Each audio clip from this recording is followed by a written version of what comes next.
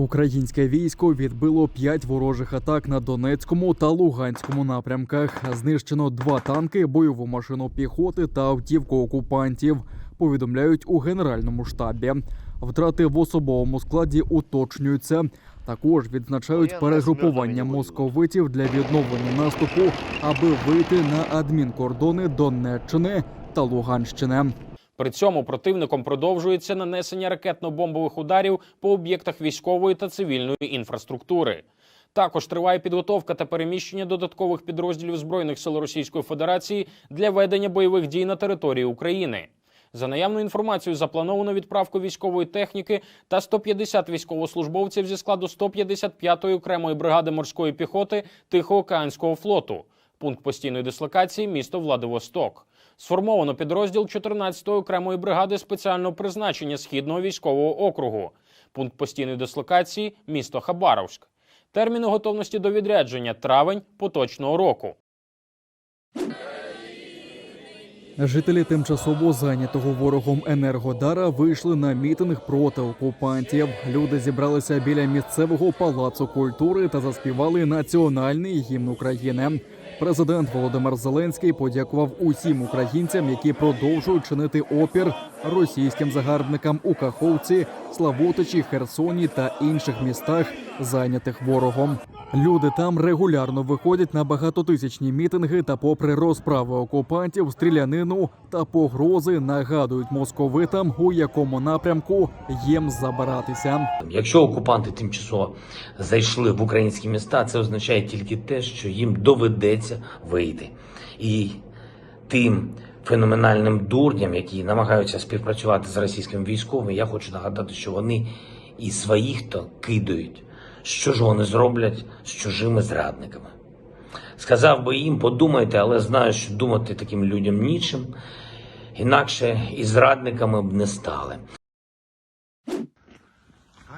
Ірпінь повністю звільнено від російських окупантів. Про це повідомив міський голова Олександр Маркушин. У відеозверненні він подякував українським збройним силам та бійцям територіальної оборони.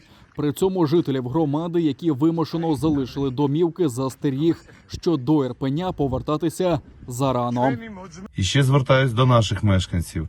В Ірпінь повертатися поки що не можна. Це поки небезпечно.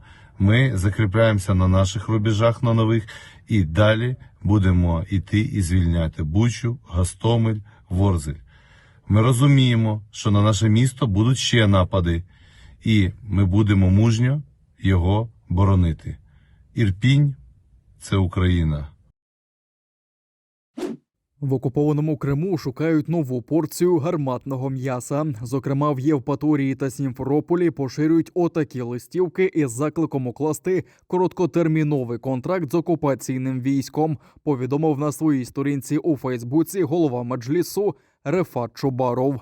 Він зазначив, що попри обіцянки чималих грошей, охочих воювати проти України практично немає. Водночас голова Меджлісу не виключає, що у квітні Москва оголосить загальну мобілізацію на окупованих українських землях.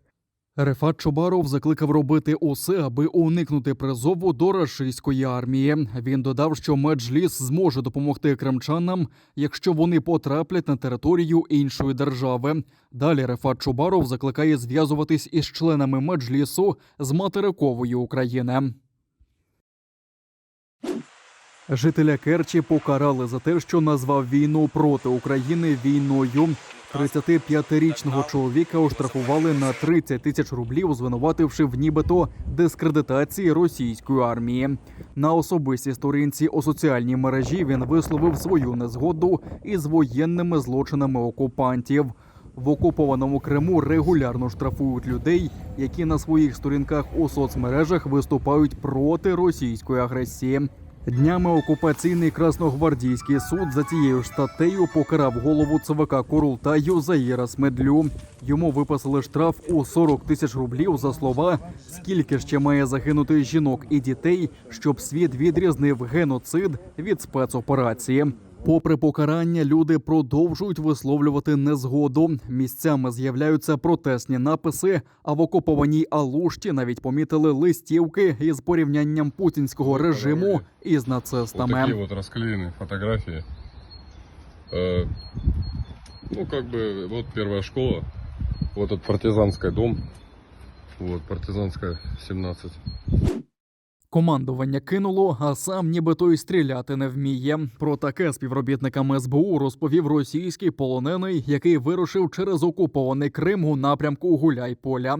Каже, частина товаришів по службі, зрозумівши, що опинились на війні, писали відмови, але їм сказали, що треба лише походити. Натомість його підрозділ, попри те, що не був на передовій, розгромили українські захисники. Горе-вояка розповідає, що з ними були і строковики, які тільки за тиждень до початку боїв підписали контракт. Тим же, хто відмовився воювати, дали по 13 років ув'язнення. Як і усі полонені, каже, що нікого не вбивав і взагалі не вміє користуватися автоматом. Мне вчера видео показывали, как бабушка с дедушкой ехали на машине, и танк уезжает, чисто выстреливают машину. Почему так делают? Роддом, который обстреляли полностью. Я представил эту картину, у нас в Чечне такая картина была раньше. Просто они кинули нас. Люди-кидальщики, короче. Что им еще сказать? Если нормальная армия их не была бы, они нас хотя бы вытащили бы. И наши тела они унесли бы отсюда. Наши тела там на поле у вас лежат.